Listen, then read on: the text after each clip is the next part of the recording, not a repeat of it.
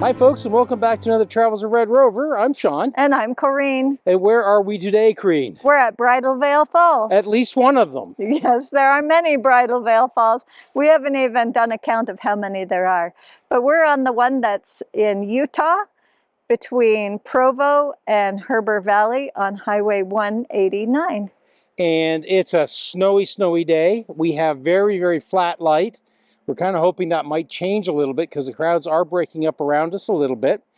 And we're going to try to take some photographs of this absolutely beautiful waterfall and see how we do. Yeah, lots of icicles on it today. Yeah, it does have lots of icicles. That's really pretty. I don't know if it stays open all year.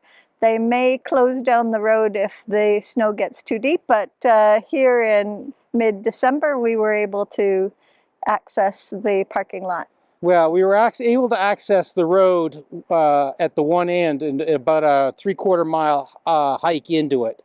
Now there's a road that comes in directly from the other side, and it looks like it's also closed, but it would be about a half-mile hike. So there's not much water coming down the waterfall today, probably because it's mostly frozen, but there are lots of beautiful icicles all along the waterfall path, so it's really quite pretty. Again, the light's not great, but if that improves a little bit, it really is a pretty shot.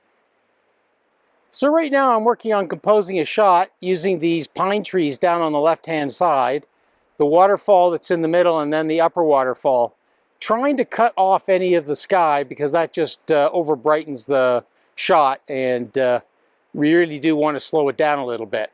So working on that right now.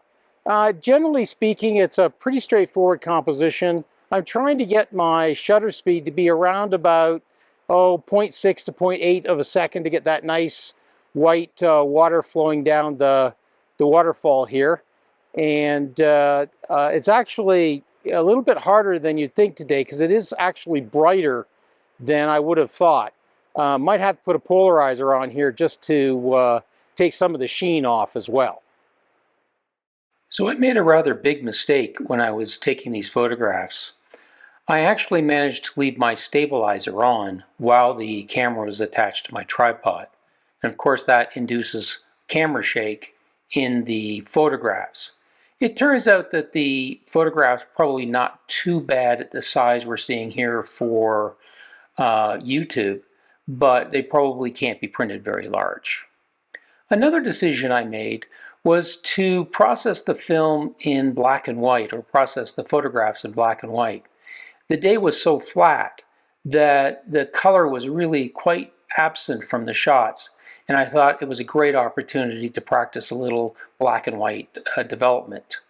Now Corinne took a different view. She decided to leave hers in color, and the pano shot that's coming up here in a minute, you'll see that she's still left the picture in color in order to, and in fact, enhance the blues.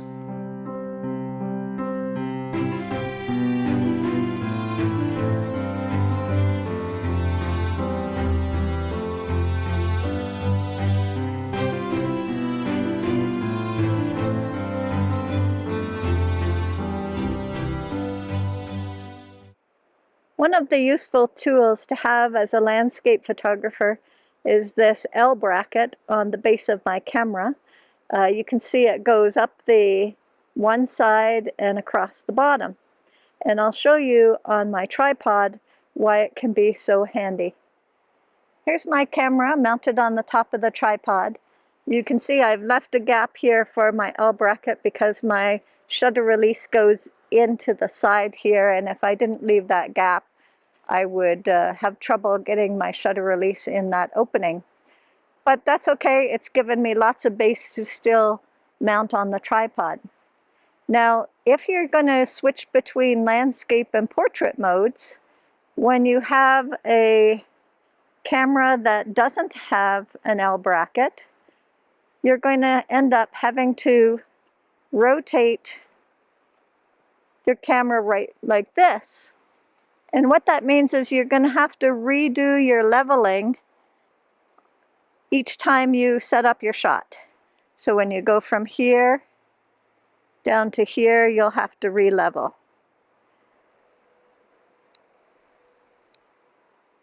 when I have an L bracket on and I want to change from a landscape orientation to portrait, once I have my camera leveled, I can just remove the camera from the top mount and rotate it 90 degrees and have this portion in the tripod. Let's see if I can do that with two hands. There, now I've remounted my camera on the tripod, and I won't have to re-level it because there was no change to this base mount at the top of the tripod.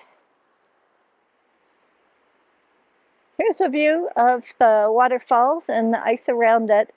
This is about halfway down the cliff face, and I've taken a few shots with this sort of composition here, the V shape of the bracken in front of the falls, and the dark rock where the water's still flowing, ice on either side of the falls. But if you look up higher, and I zoom in here, you might be able to see that near the top there's another set of falls.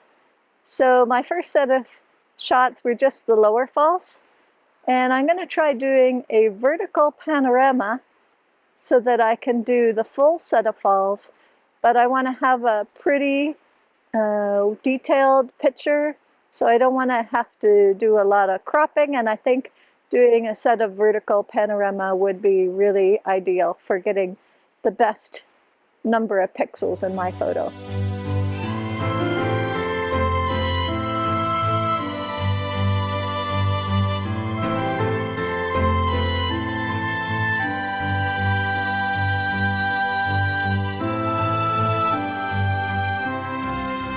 So I've added a 3-stop dark filter on my camera here to slow down the shutter speed. I'm finding with all the snow, it is just so intensely bright out here, even though it appears really dull, that I can't get my shutter speed low enough to get a little bit of soft movement in the water coming down the waterfall. So I had to add this. I'm finding a 3-stop solid filter is fine right now. I tried a 2-stop filter and it didn't quite get me there. So I've switched over to the 3-stop. I've also changed my composition a little bit. I've moved to my right from where I was. It actually centers the waterfall a little bit more.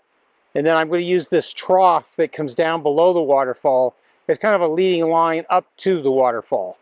There's just a bunch of bracken on either side. It's kind of okay. It's not super beautiful or super attractive, but it's good enough for kind of leading the eye up into the waterfall. So I moved a little further to my right, and it's now we're losing sort of the nice line that leads up to the lower of the two waterfalls here. So I'm not sure I like this shot anymore, but I might try some with just the waterfall themselves, with no leading line up into the waterfall, and see how those work.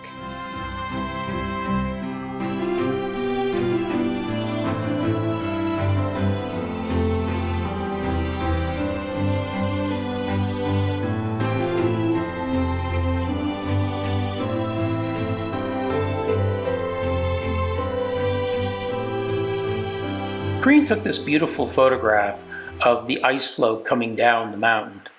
And when we got it home and had a real good look at the photograph, Corinne discovered that in fact there are a group of climbers on the mountain going up the ice floes. This was really cool. Unfortunately, we don't have great photographs of them, but we were able to take one of the photographs and blow it up so that you can see them. So I went ahead and circled each of the climbers that we could see in the photograph in blue. As you can see, they're very, very small, even in the expanded photograph. Well, Shawn, how did things go with the waterfall here? Well, I might have got some good shots. The problem is they're all ruined because I left the stabilizer on the camera. In fact, actually, I did even worse than that. I actually checked the stabilizer, and instead of turning it off, I turned it on. So I'm kind of bummed about that. Well, maybe it'll work out okay. We'll see once we get them on the computer. Yeah, they'll all be a little bit fuzzy. Yeah, the problem when you put your stabilizer on and you're on a tripod, is that the motor of the stabilizer sometimes adds vibration. So if you have one of those cameras with stabilization and you use a tripod, try to remember to turn it off. And definitely don't turn it on. Yeah, for sure. So But anyway, otherwise, it was interesting. I'll probably turn mine to black and white because there's no color with that snow. There was really no color this morning, and I think they actually look really nice as black and whites, or maybe even a little sepia or something, just to add a little something to them. So I think that's exactly how we'll render them, and I'll probably have to cut a fair bit out of mine because I have some sky and some bottom I didn't like. So I'll probably go for maybe a 5x7 crop or something like that to hone in on the actual waterfall itself. But we sure hope you enjoyed the video, even if the photography wasn't as exciting as usual. But we had fun. Now we have to tromp our way back to the car, which is going to take us a little while. If you enjoyed the video, please give us a thumbs up. And if you'd like to see more of our videos, we sure hope you will subscribe. And we appreciate everyone who has subscribed so far. That's really helped us out and encourages us. And as always, we're releasing more videos these days. So if you want to keep track of us, hit that little bell button down below. And remember, you can personalize it now so that you can see some of our videos or be alerted to all of our videos. And of course, we think you should be alerted to all of our videos. And please put in any questions or comments in the comment section down below. We love to hear from you. We love to get your feedback. And as always, if you have any suggestions of places you'd like to see us go, we'd love to hear from you on that too. As always, we'd love to hear about that part. And then until next time, bye for now. Bye for now.